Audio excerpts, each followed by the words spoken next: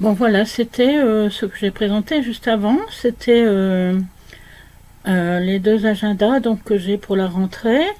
Donc un agenda scolaire sur lequel je marque mon travail. Et le premier, c'était le mémoniaque, donc agenda familial qui sert à répertorier vos courses, vos menus, vos achats et un tas de choses comme ça.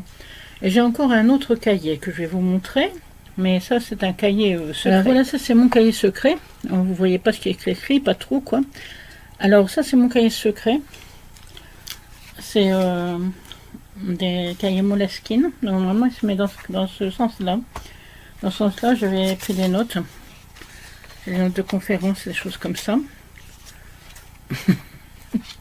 Mais bon, comme l'année était finie et que j'avais encore de la place, et j'avais plus de place, plus de carnet pour faire mon journal, j'ai fait dans ce sens-là.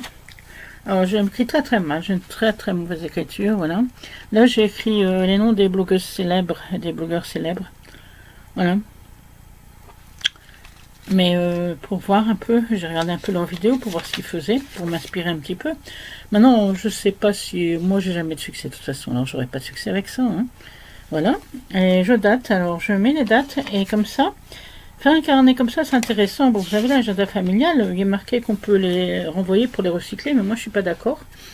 Parce qu'en fait, si vous les mettez ensuite dans votre bibliothèque, et 10 ans après, vous vous souvenez plus, qu'est-ce que j'ai fait il y a 10 ans moi, ça m'est arrivé. J'ai un problème, c'est que si je regarde certaines années, par exemple, il y a des années, j'allais à la mer tous les ans, je faisais les journées terre-mer. Mais quand je regarde les photos, je ne sais plus quelle date c'était. Alors heureusement, je les ai fait développer chez le photographe, il avait mis une date dessus. Alors je me suis dit, ça doit être l'été juste avant, si je fais développer au mois de septembre. Je me dis, bon, bah, ça doit être les photos du mois d'août ou du mois de juillet. Mais bon, c'est très très très très embêtant parce que je ne sais plus de quand ça date. Moi, je vois quand j'étais plus jeune, j'étais mieux que maintenant, c'est sûr. Hein, mais bon, je ne sais plus de quand ça date. Et par contre, par exemple, j'ai un livre de randonnée comme ça, et à la fin du livre, il y a quelques randonnées qui sont écrites avec les dates. Alors, je me dis voilà, tel jour, telle année, j'étais à tel endroit, je suis escaladé telle montagne, j'ai fait ça, voilà. Et moi, je trouve qu'on devrait faire ça pour toute sa vie. C'est-à-dire, dès que vous êtes petit, si vous êtes petit, vous avez 6 ans, vous apprenez à écrire, et bien votre papa et votre maman, ils vous donnent un cahier, et tous les jours, vous écrivez quelque chose. Vous écrivez, voilà, vous écrivez la date, et, et vous écrivez, vous apprenez hein, les jours de la semaine, tout ça. Vous écrivez la date et vous écrivez ce que vous avez fait. Et vous écrivez ce que vous avez fait dans la journée. Voilà, aujourd'hui j'étais à l'école. Et puis ça peut faire un petit peu un journal, comme ça la maîtresse a été gentille. Pour demain, je dois apprendre ça et ça et ça, etc. Voilà. Et vous faites ça dès que vous êtes jeune. Et puis si en adolescent, vous sortez avec des copains, vous marquez, voilà, aujourd'hui sorti avec telle et telle personne. Alors c'est bien les photos électroniques parce que les photos électroniques avec avec tout ce qui est ordinateur, etc. Les photos électroniques, ça vous permet de dater, c'est-à-dire que les dates restent écrites sur vos photos électroniques. Donc avec des photos électroniques, vous savez exactement, j'ai fait ça tel jour.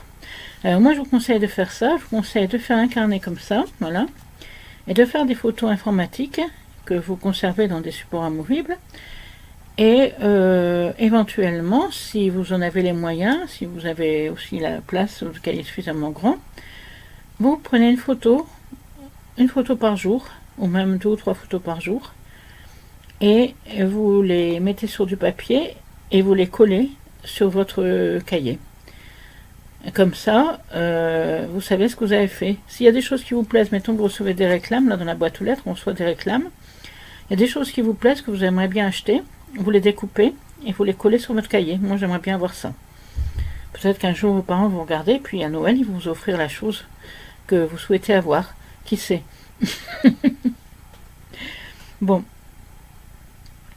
Maintenant, voilà. Donc, moi, je trouve qu'on devrait tous faire ça. Et comme ça, après, si jamais, bon, mettons, à la fin de votre vie, vous n'avez pas d'héritier, ou vous avez des héritiers, et vous avez des héritiers, ils vont prendre vos cahiers, et vont dire, tiens, mon grand-oncle, ma grand-tante, elle avait fait ça, t'as vu ce qu'elle avait fait? Oh, mais c'est bien, hein, t'as vu ce qu'elle avait fait? Oh, c'est formidable. J'avais une grand-oncle, un grand-tante, un grand-père, une grand-mère qui était formidable, un arrière-grand-père, une arrière-grand-mère. Et puis dans 2 siècles, peut-être que vos cahiers existeront encore et qu'il y aura des gens qui diront oh, c'est formidable ce qu'ils avaient fait. Moi j'ai des ancêtres, voilà, j'ai des ancêtres. Je fais aussi un arbre généalogique. Je vous montrerai un autre.